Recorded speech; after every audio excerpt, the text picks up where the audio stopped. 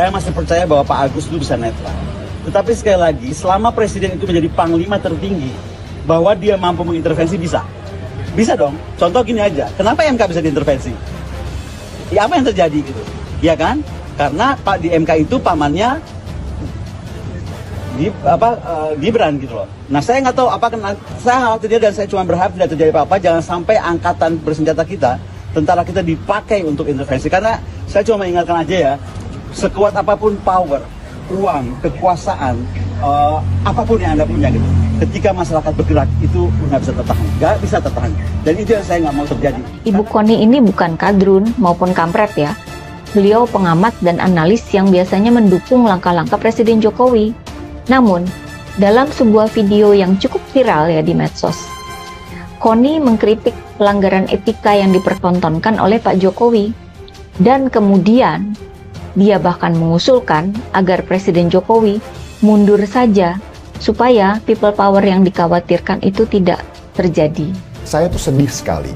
Kenapa orang yang saya percayai, saya bela supaya bisa memimpin negeri ini, bisa melakukan hal seperti itu. Tapi marah saya sebenarnya bukan marah kepada personal, baik itu kepada Jokowi ataupun kepada Gibran. Marah saya lebih kepada betapa bobroknya sistem hukum kita, sehingga Mahkamah Konstitusi yang seharusnya menjadi penjaga hukum di negeri ini begitu rapuhnya sehingga bisa diatur oleh kekuasaan. Jadi teriakan saya itu bukan tentang Jokowi, bukan tentang Gibran, tetapi tentang peringatan akan hancurnya sistem hukum kita kalau dipakai hanya untuk memenangkan seseorang. Indonesia tanah air beta, pusaka abadi nan jaya. Istilah people power itu paling banyak dipopulerkan oleh Amin Rais. Amin Rais menyebut people power pada tahun 2019 silam. Waktu itu dimaksudkan sebagai sebuah bentuk perlawanan jika kubu Prabowo menemukan bukti kecurangan pemilu secara sistematik, terukur dan masif. Partai Gerindra waktu itu juga mengatakan dukungannya terhadap seruan people power dari Amin Rais. Kubu Prabowo memang paling banyak bicara soal dugaan kecurangan, sampai keluar pernyataan bahwa hanya kecurangan yang bisa mengalahkan Prabowo. Jadi people power yang diserukan oleh Amin Rais itu merupakan upaya memanas-manasi para pendukung Prabowo di seluruh Indonesia agar mereka bergerak berdemo. Jika Prabowo dinyatakan kalah dalam Pilpres, dan benar saja, ya begitu KPU menetapkan bahwa Jokowi sebagai pemenang Pilpres 2019, masa Prabowo langsung menggelar aksi demo di depan gedung Bawaslu. Mereka menyimpulkan bahwa pemilu berlangsung curang. Tentu saja maunya mereka Prabowo lah yang menang. Tentu saja aksi massa ini di depan gedung Bawaslu sama sekali tidak mencerminkan people power. Karena seperti yang diinginkan oleh Amin Rais, karena yang bereaksi hanya sedikit. Dibandingkan dengan jumlah penduduk Indonesia, mayoritas rakyat kan menerima hasil pemilu. Keributan massa hanya terjadi di Jakarta, dan semuanya berakhir ketika akhirnya Prabowo bergabung ke dalam pemerintahan Presiden Jokowi. Sudahlah, itu masih ada aksi-aksi kecil dan gerombolan-gerombolan itu, juga hingga pada pertengahan tahun ini kembali Amin Rais menyerukan people power. Kalau yang ini sih bisa jadi berhubungan dengan situasi menjelang Pilpres 2024. Pada bulan Juni lalu di Solo, Amin Rais dan teman-temannya menyerukan gerakan people power disertai dengan seruan jihad yang disebut konstitusional. Tujuannya ya sama, melengsarkan Presiden Jokowi.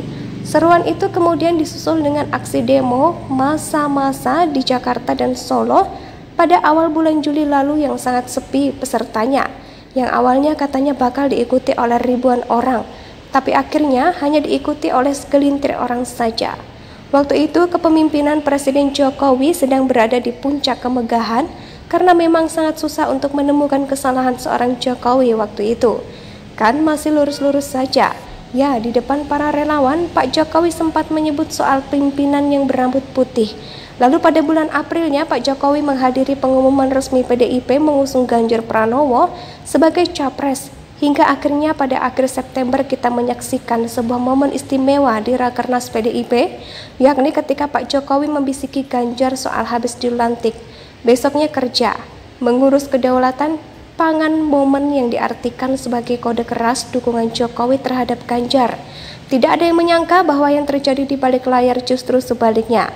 Tidak ada yang menyangka bahwa spanduk yang dibawa oleh mereka yang menyebut dirinya aksi People Power sesuai dengan seruan Amin Rais pada bulan Juni itu justru mereka tampak kebenarannya. Ini ya spanduknya bertuliskan KKN ganas di era Jokowi, bahkan Presiden Jokowi, Gibran dan Kaisang sampai dilaporkan oleh sekelompok pengacara ke KPK dengan tuduhan dugaan kolusi dan nepotisme. Seandainya laporan ke KPK ini terjadi di bulan Juni lalu, mungkin kita akan menertawakannya. Karena jadi mirip dengan soal tuduhan ijazah palsu terhadap Pak Jokowi, tapi dengan semua yang terjadi, semua yang sudah terungkap oleh media, termasuk persidangan Majelis Kehormatan MK, dan berbagai fakta yang terungkap, nggak ada yang menertawakan laporan ke KPK. Itu nggak ada yang memprotes, bahkan makin kesini kan malah makin banyak pertanyaan dan kecurigaan terhadap Presiden Jokowi dan keluarganya. Makin banyak bocoran.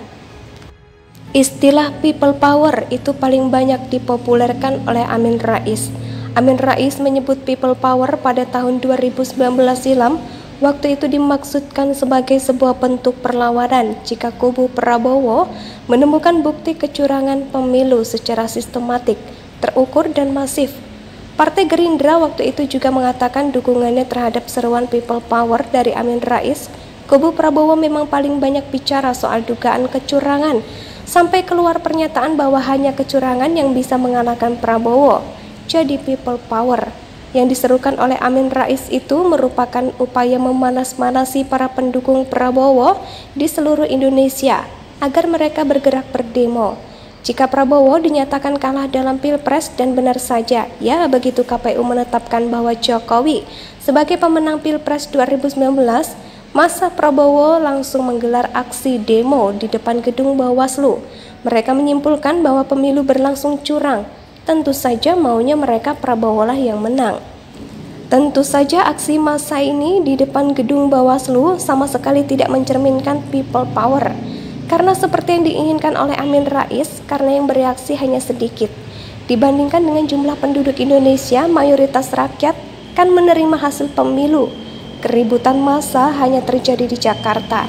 Dan semuanya berakhir ketika akhirnya Prabowo bergabung ke dalam pemerintahan Presiden Jokowi. Sudahlah, itu masih ada aksi-aksi kecil dan gerombolan-gerombolan itu.